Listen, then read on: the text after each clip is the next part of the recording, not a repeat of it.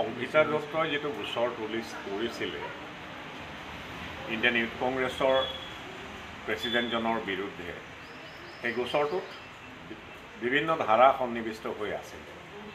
প্ৰধানতঃ 354 of the Indian penal code,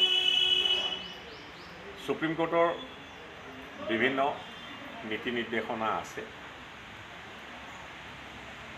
আৰু এই নীতি নিৰ্দেশনাবিলাকত সুপ্ৰিম কোৰ্টে স্পষ্ট কৰি দিছে যে ট্ৰায়েলৰ অন্তত যিবিলাক গোচৰত 7 বছৰলৈকে কাৰাদণ্ডিত হ'ব পাৰে, তেনে গোচৰবিলাকত গ্ৰেপ্তাৰৰ আগে বা গ্ৰেপ্তাৰ কৰিব লগা হয় নে নহয়, সেইটো বিচাৰ কৰিবৰ বাবে আৰক্ষীয়ে নিৰ্দেশনাসমূহ প্ৰধানতঃ until versus central bureau of investigation বুলি ৰিচেণ্টলি দিয়া এটা জাজমেণ্টত সুপ্ৰিম কোৰ্টে প্ৰকট কৰি দিছে।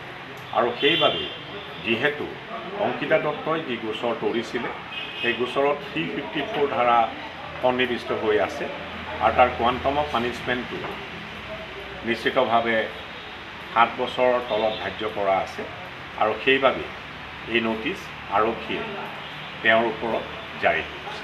গ্ৰেপ্তাৰ হোৱাৰ পূৰ্ণ সম্ভাৱনা নন বেলেবল ধাৰা আছে। 354 ধাৰাটো নিশ্চিতভাৱে এটা জামিন অযোগ্য ধাৰা। আৰক্ষীয়ে এই 41 কেপিটেল এৰ নটিচ তেওঁৰ ওপৰত যি জাৰি কৰিছে, সেই জাৰি কৰাটো সুপ্ৰিম কোৰ্টৰ নিৰ্দেশনাসমূহৰ ভিত্তিত আৰু গ্ৰেপ্তাৰ কৰিব তেওঁক লগা হয় নে নহয়, সেইটো আৰক্ষীৰ এখতিয়াৰৰ ভিতৰৰ কথা। সেই প্ৰশ্নটো আপুনি যিটো মোক সুধিছে, সেইটো আপুনি আৰক্ষীক সোধাটো বেছি সমীচীন হ'ব বুলি বৰ্তমান সময়ত মই ভাবোঁ।